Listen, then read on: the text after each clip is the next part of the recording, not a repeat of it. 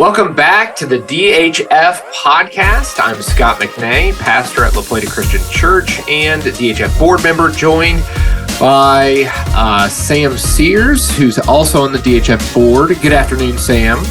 Hey, Scott. Good to be back. It was great that Drew was able to pitch in there, and I look forward to. I have actually not listened to it yet, but I'm looking forward to it.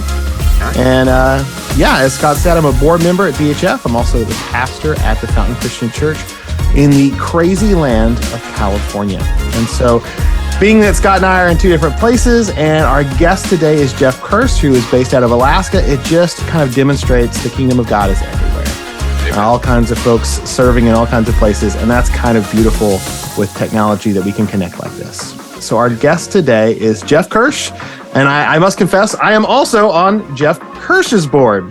And I just want Jeff to introduce his ministry to us, and it's a really exciting ministry, having lived in Alaska myself for several years. So Jeff, why don't you tell us about yourself, and then just a little bit about your ministry, and then we'll just ask some follow-up questions. Okay.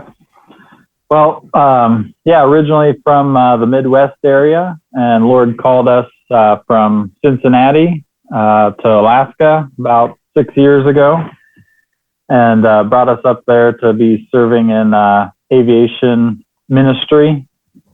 And what we do there is we fly kids to Bible camps, staff to Bible camps, and then we fly missionaries out to villages, and then we also work with Voice for Christ and fly them out to do work, putting in radio transmitters or servicing those. So those are some of the things we're involved in Alaska. We also are passionate about Child Evangelism Fellowship. My kids are involved in that in our local school up there. Yeah, that's a quick overview. Could you tell us a little bit about just how you came to know the Lord? Yeah, well, actually, I grew up going to church. I remember falling asleep in church when I was growing up. We actually went to a YMCA, and so I just remember staring up at the lights when I was a really little kid. But as I got older, when I was a teenager, I was being discipled by my pastor, and he actually asked me, they were just having a baptism coming up, and he asked me if I wanted to be baptized. And I explained to him that he didn't know who I was in my heart, that I was not worthy to be baptized. And my pastor, Damon, at the time, he shared with me, got it here, Mark 2:17. And when Jesus heard it, he said to them, "Those who are well have no need of a physician, but those who are sick. I came not to call the righteous, but sinners." Mm-hmm. And so that was really spoke to my heart. And really, I knew I wasn't good enough to be baptized, but I knew I was sick and that Jesus came for a man like me. Mm-hmm. And so that's how I accepted the Lord and then was willing to be baptized. So yeah, I've been a part of the church since then.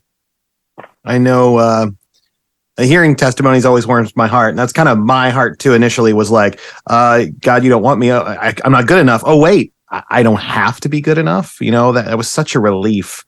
And then of course you want to share that feeling with everybody else. But when I met you, we got to hang around in Ohio together at Calvary Chapel. Now it's Calvary Chapel of Cincinnati. Then it was Calvary Chapel of the Tri-State.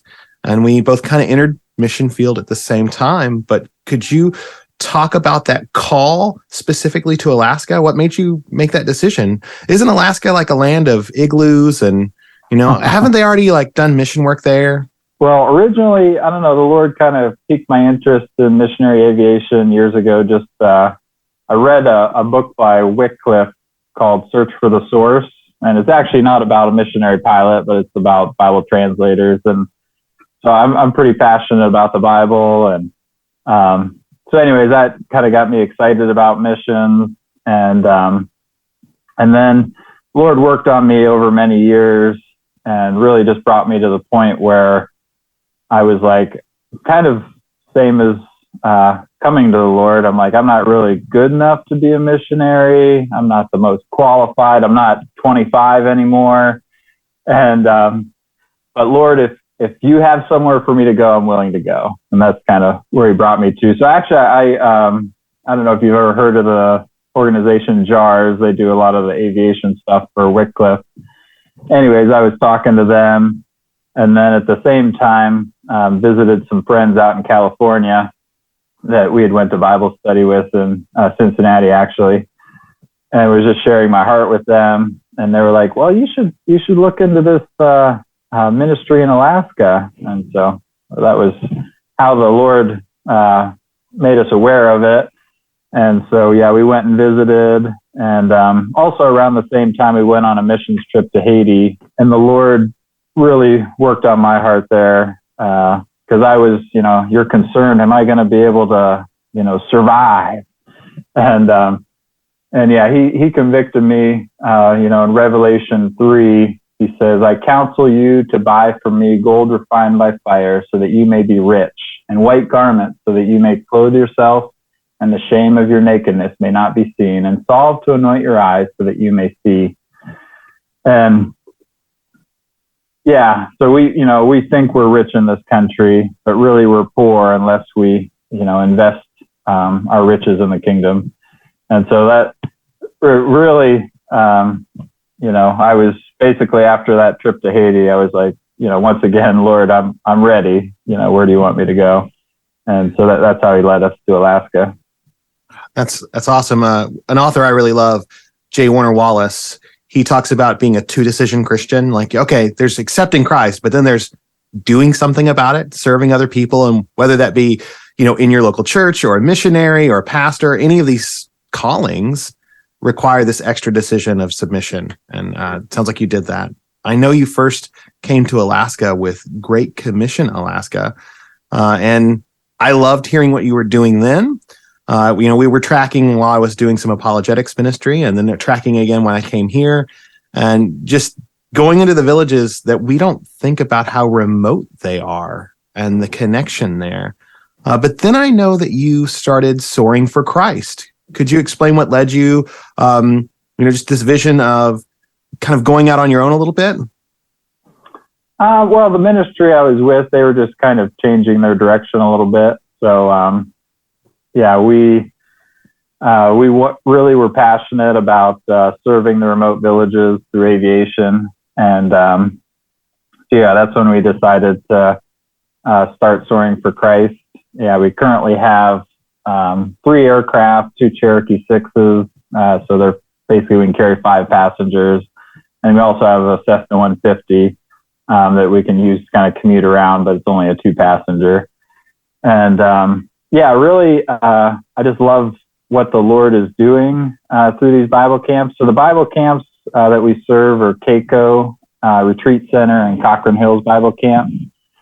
And so they're Keiko's located out in western Alaska, about 360 miles west of the closest road. Cochrane Hills is about 150 miles west of the closest road. Now it's up in the interior of Alaska, closer to Fairbanks.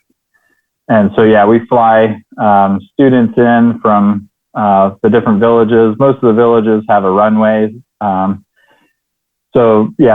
means of transportation is either a boat in the summer, snow machine in the winter, or aviation. So, airplanes are a lot faster from getting from point A to point B. So that's why we like to use them for the Bible camps. But we also, some kids do come by boat. Mostly everyone comes in by airplane. When did you get your start in aviation? Yeah, so it's a good question. It's been over 10 years, but actually probably even longer than that. But my wife made the mistake of buying me a introductory flight lesson, and it's been downhill from there. To be honest, though, I always had this, dream of serving the Lord through aviation. And so, I got my private pilot's license, and then a few years later, got my instrument rating, and then my commercial rating. And then just a couple of years ago, I got my flight instructor rating. So It's been a process. Yeah, absolutely. How many hours are you flying every week or so? It really depends. You know, it all depends on like how many planes are flying, what the weather's doing, how many students we have. But I mean, in the summer, I would say we're flying probably 20 hours a week. Okay. Something like that. Yeah, absolutely. And I imagine with all of that in and out to villages, what's village life like in that up there? Well, so the villages are, so there's like 220 villages in Alaska. Mm-hmm. And, so a lot of the kids, they don't get out too often. You know, it really depends on the village and just what's available, how big the school is there. You know, some villages are so small, it's like a one-room schoolhouse, you know, with just a few students. Other villages can be up to, a few thousand people. So, and then some of the villages actually have boarding schools in them. And also it just depends on some villages have churches, others don't. And then also, what type of church and that kind of thing, varies greatly. So. Yeah, absolutely. We've got a lot of pilots in our family. So there's always YouTube videos that cycle around. And one of the most popular that make it around are like Alaskan bush pilots. And you watch these guys like use a creek to like land on a bank. And you're just like, really? I cannot believe, for all of the panic and worry I've heard from pilots, I'm just like, I can't believe that's even a possible thing. So it takes a lot of creativity to fly in places where there may not be a runway, or a short one if you have one.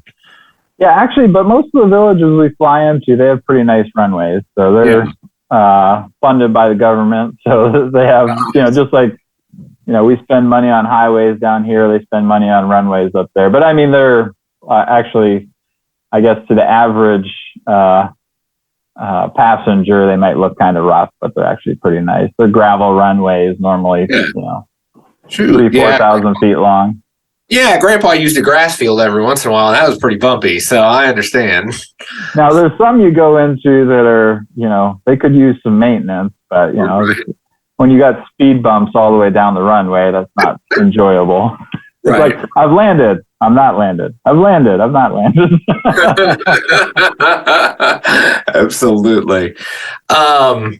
When you go into those villages, are there opportunities presented just even within like personal evangelism? While that may not be the aforementioned mission, I imagine there are opportunities that come up. Yeah, I mean, for me, most of the time, I mean, I'm kind of like the bus driver, so I'm picking people up and taking them somewhere. So really, yeah, it just depends on what's going on. But it's nice. You get a smooth flight, and you can ask them. I like to ask them after camp. What did you learn? And it's amazing what different age kids will say. Like, I really got impacted by this verse from Isaiah, and really, and yeah. So, and that's something I love about the camps. They are very focused on sharing the gospel and sharing the truth, and really giving these students hope. So. Jeff's pretty humble. I know that he's underselling it when he's like a bus driver. I know your family's a big part of your ministry, and I know that you guys have gone in. Alicia has gone into public schools and been able to present the gospel and things like that. You want to share a little bit about that?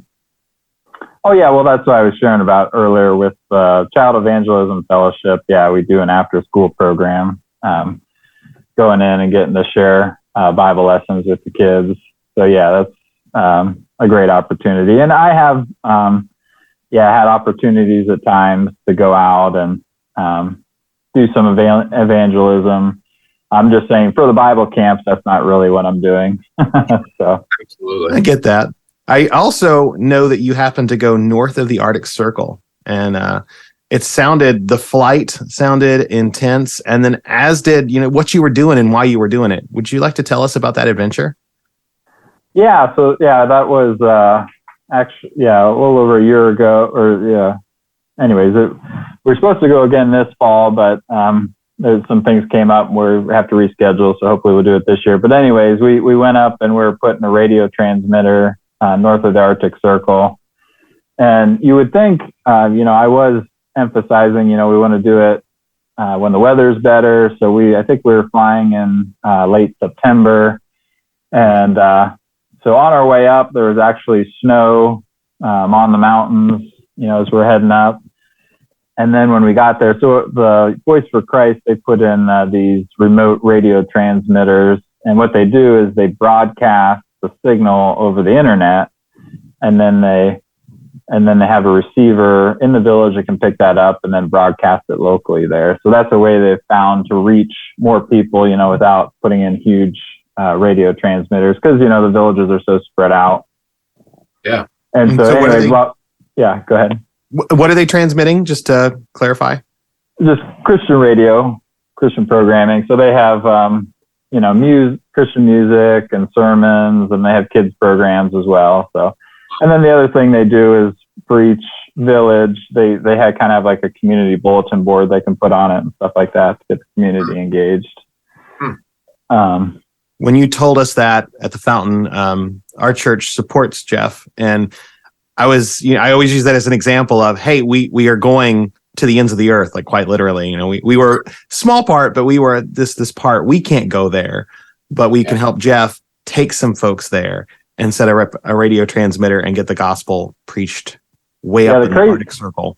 That was also right in the middle of, I think that was late 2021. So COVID, and actually there was a COVID outbreak in the village, and we were going, well, should we even be going? And so anyways, the village council still wanted us to come. So we just had to get COVID tests before we went out. And so it wasn't as, we didn't get to fellowship with people like we would like to. But it was pretty cool. There was actually a missionary that had been in the village for like 80 years. She left us like a apple pie. She might have been 80 years old, but anyways, she'd been there a long time. And she left us an apple pie and fresh ground coffee. So we didn't really get to see people, but we still felt very welcome. And so that was pretty cool. But actually, in September, there was a snowstorm moving in, and I told the team, I was like, well, we either need to get this done in the next day, or we're going to be stuck here for another 3 days.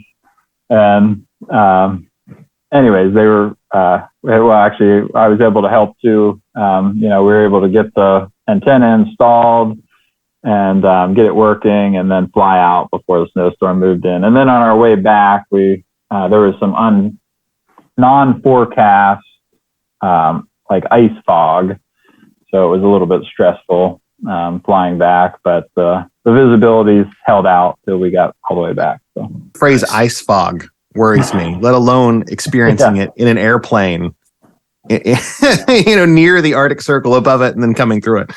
Yeah, that's rough. So when it comes down to the 3 planes, how do you all manage maintenance?